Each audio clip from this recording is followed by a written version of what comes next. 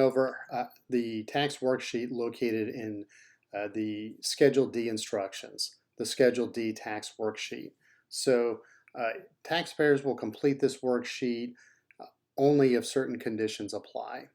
Specifically, if line 18 or 19 of Schedule D is more than 0, and lines 15 and 16 of Schedule D are gains, or if you file IRS Form 4952, which calculates investment interest expense, and you have an amount on line 4G, even if you didn't need to file Schedule D. Otherwise, you'll complete the qualified dividends and capital gain tax worksheet located in the IRS Form 1040 instructions for line 16. So let's break this down a little bit more clearly. Line 18 of Schedule D, if you recall, is the portion where there's another worksheet to help you calculate 28% capital gains for certain items such as collectibles. So line 18 is where you would report any figures from the 28% rate gain worksheet. Line 19 is where you would report any figures calculated in the unrecaptured Section 1250 gain worksheet. You can follow those instructions in the video that's located in the Schedule D folder on the YouTube channel. We've created separate videos for each of those worksheets. So if either of those lines contains a number greater than 0, and lines 15 and 16 are both gains, so line 15 is long-term capital gains, line 16 is overall gains. So in other words, if you have long-term capital gains that were not completely wiped out by long-term or short-term capital losses, for example, then you would file this worksheet. Or if you had an amount on line 4G because you filed IRS Form 4952. So you would not use either worksheet, either the Schedule D tax worksheet or the qualified dividends capital gain tax worksheet, if either of the gain lines, line 15 for long-term gains or line 16 for overall gains, if either of those were 0 or a negative number and you did not have qualified dividends as reported on your Form 1040 line 3A, or if your taxable income on line 15 is 0 or less. So on your Form 1040 line 3A, as opposed to 3B, which is your overall dividends, line 3A specifically refers to qualified dividends. So if your taxable income is 0, then you would simply follow the line 16 instructions for your Form 1040. So let's go ahead and start with this form. There are 2 parts to this form and they cover 2 pages. So when we get to the bottom of this page, there will be a brief kind of, I guess, lapse in the channel as I switch pages. So bear with me. In line 1, you would enter your taxable income from your tax return. That's line 15. If you're filing IRS Form 2555, which relates to foreign earned income, you would report the amount from line 3 of the foreign earned income tax worksheet instead. So for our hero John Doe, we're going to assume that in this case he's filing as a married taxpayer, and they're filing a joint return, he and his wife. And so they have $100,000 of taxable income. In line 2, we're going to report qualified dividends from line 3A. So in this case, we put down $5,000 of qualified dividends. In line 3, we're going to enter the amount from line 4G of IRS Form 4952. So in this case, we put down $1,000. And then in line 4, we're going to enter the line 4E amount from this tax form. Line 4E is the smaller of either the net gain from the disposition of investment property or the net capital gain from the disposition of investment property. So let's just say that I originally had this at $500. Let's say it's $5,000. So in this case, we would subtract line 4 from line 5. We come up with 0 or less, so we're going to enter 0. And then we're going to subtract this number from $5,000 up here in line 2. So now we're going to enter the smaller of either the long-term capital gains or the overall gains on Schedule D. So let's assume that in this case, John Doe did have long-term capital gains, but then they were partially offset by some losses, and the smaller happens to be the line 16 number, and we're going to say that's $10,000. So in line 8, we're going to enter the smaller of either line 3 or line 4, which in this case is $1,000, which we're going to subtract from line 7. Now, before we go too much further, you'll notice that there are a couple of asterisks that we overlooked. So I'm going to take a moment right here, and I'm going to go to the bottom of this form, and we're going to walk through each of these asterisks, starting with asterisk 1 in the line 4 amount. So this states, if applicable, enter instead the smaller amount that you might have entered on the dotted line next to line 4E of Form 4952. So be careful when you're doing that. Make sure that you do follow that instruction. And then for the double stars right here, if you're filing IRS Form 2555, there's a footnote in the Foreign Earned Income Tax Worksheet that you should refer to before you complete some of these lines. In this case, we're going to simply just assume that he had no foreign earned income. He hails from the great state of Texas, so all of his income is from the United States. So if there are any future references to those, either of those asterisks, we can safely ignore them. For line 10, we're going to take the combination of line 6 and line 5, or line 6 and line 9, and we come up with $14,000. We're going to add lines 18 and 19 of Schedule D. And remember, that is your 28% gain and your unrecaptured Section 1250 gain respectively. Let's just say that we have a total of $12,000 of gain between the two of them. And I'm going to make a note that $4,000 of 28% gain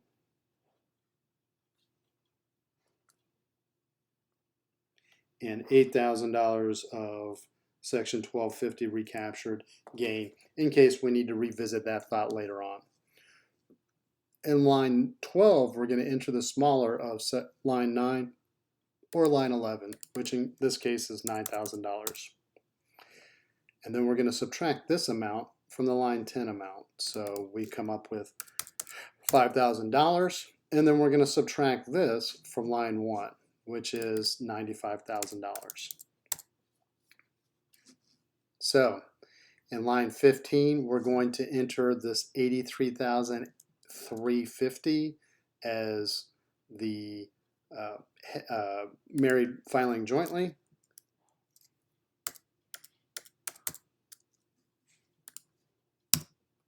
And then we're going to enter the smaller of either this or line 1. So that would be $83,350.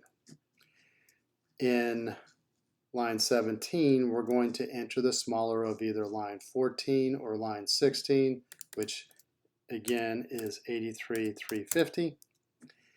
And then we're going to subtract line 10 from line 1.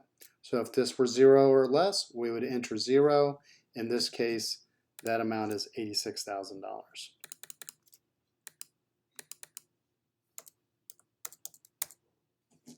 Okay. So now, in line 19, we're going to enter the smaller of either line 1 or $340,100, which in this case, line 1 is the smaller number.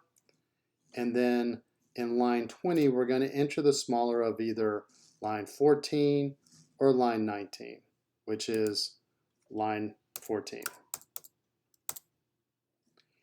In line 21, we're going to enter the larger of line 18 or line 20, and that happens to be $95,000. And then we're going to subtract line 17 from line 16. This amount is taxed at 0%, so we happen to be subject to $0 of capital gains that are taxed at the 0% tax bracket. Now, if lines 1 and 16 are the same, we would go all the way through to line 44, which is pretty close to the bottom. But since they're not the same, we're going to go through the rest of this tax form, starting with line 23. So in this case, we'll enter the smaller of line 1 or line 13. And line 13 is $5,000, so we'll go with that.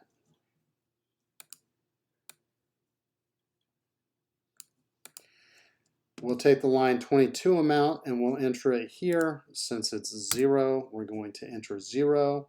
And then we're going to subtract this amount from the line 23 figure, which is $5,000. So now we're going to go to the next page, and we're going to multiply the line 30 amount by 15%. So that would be the 5,000, sorry.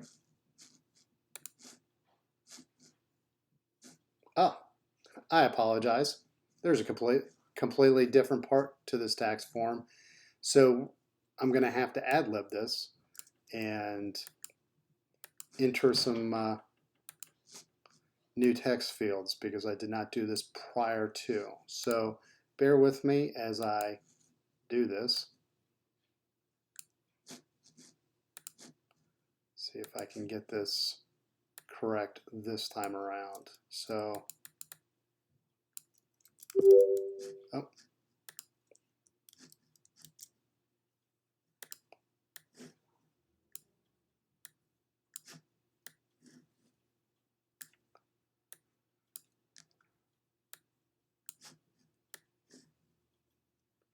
So bear with me as I do this. I did not anticipate, I completely forgot about this while I was setting up this video.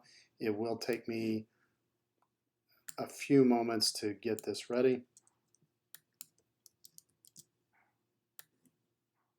So now we can enter these numbers. We're entering 517,200 because they're married filing jointly, and we're going to enter the smaller of line 1 or line 26, which in this case is $100,000. So now we're going to add lines 21 and 22. Oops. And that happens to be 95,000 plus 0. And now we're going to subtract line 28 from line 27, and that gives us $5,000. We will enter the smaller of either line 25 or this $5,000. And they happen to be one and the same, so it doesn't matter which line number we put into that. We're going to take this $5,000 figure, we're going to multiply that by 15%, and that gives us $750. We're going to take line 24 and line 30 and combine them, so $5,000 plus 0, that gives us $5,000. So now we're going to compare lines 1 and 32. If they're the same, we could skip through and go to line 44. Of course, they're not the same, so we're going to keep on going. The first thing we'll do in step 33 is we're going to subtract the $5,000 from line 23, which is also $5,000, and we'll get 0. We're going to multiply the 0 by 20%, and we still get 0.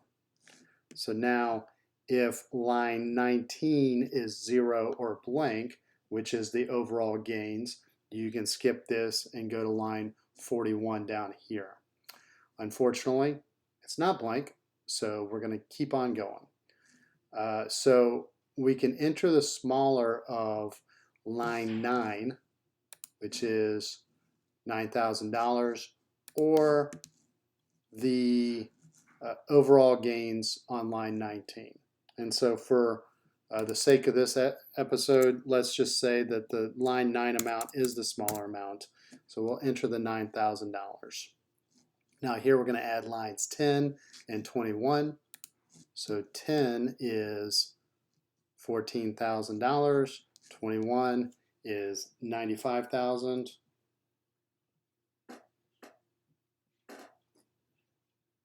So that gives us $109,000.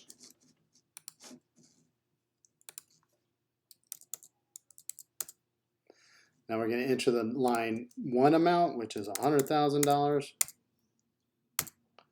And then we're going to subtract the $100,000 from line 36, which is $9,000. We'll subtract this amount from line 35, which happens to be 0. And then we're going to multiply this by 0, or by 25%, and we'll get 0.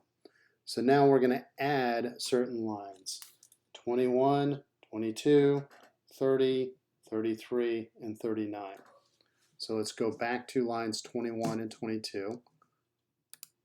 And we have $95,000. We have $0. Line 30, we have $5,000. Line 33, we have $0. Line 39, we have $0. So that's $100,000. And then we're going to subtract that from line 1, which also happens to be $100,000. And then we're going to multiply that amount by 28%, which is still 0. Oh, oops. There we go. That's corrected now. The $100,000 minus $100,000 equals 0. So now in line 44, we're going to calculate the tax on line 21, which is $95,000. Because this amount is less than $100,000, we would use the tax table to calculate the tax. So if I go to the instructions for IRS Form 1040, $95,000 at the married filing jointly tax, it happens to be $12,140. That's the amount that we're going to enter right here. If your amount was greater than $100,000, then you would have to use the tax calculation computation worksheet, which is right here just below the tax tables. So in line 45, we're now going to add lines 31, 34, 40, 43, and 44. So we've arrived at basically this is the tax liability plus this additional $750, and that gives us $12,890. So now you can figure the tax on line 1, which if it was less than $100,000, we would use the tax table. If it's $100,000 or more, we'll use the tax calculation worksheet, computation worksheet. Unfortunately, this stops at $100,000, so you could fudge it and say you think that it might be $13,229, but the proper way to calculate this would be to go here, married filing jointly, you're at least $100,000, so you multiply the $100,000 by 22%, you come up with $22,000, and then you're going to subtract 8766. So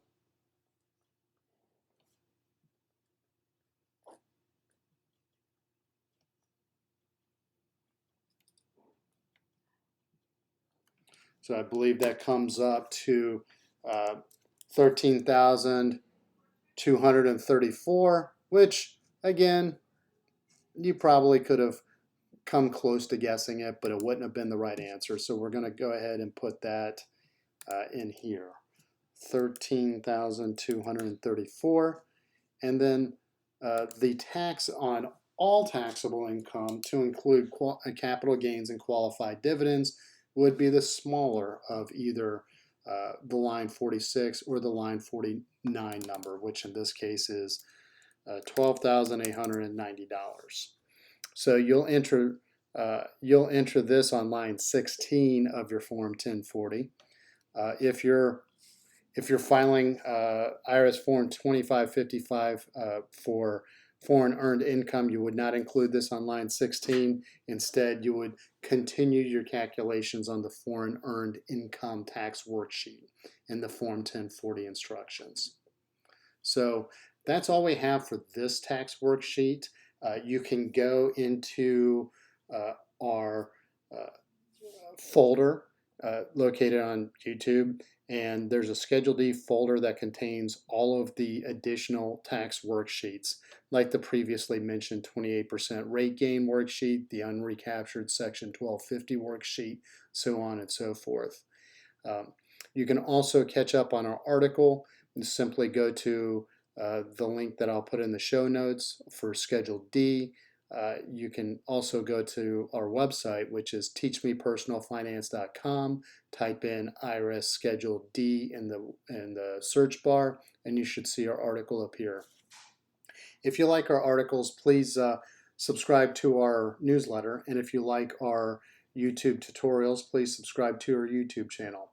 If you have any questions or comments, please post them in the show notes section. Thank you very much and have a great day.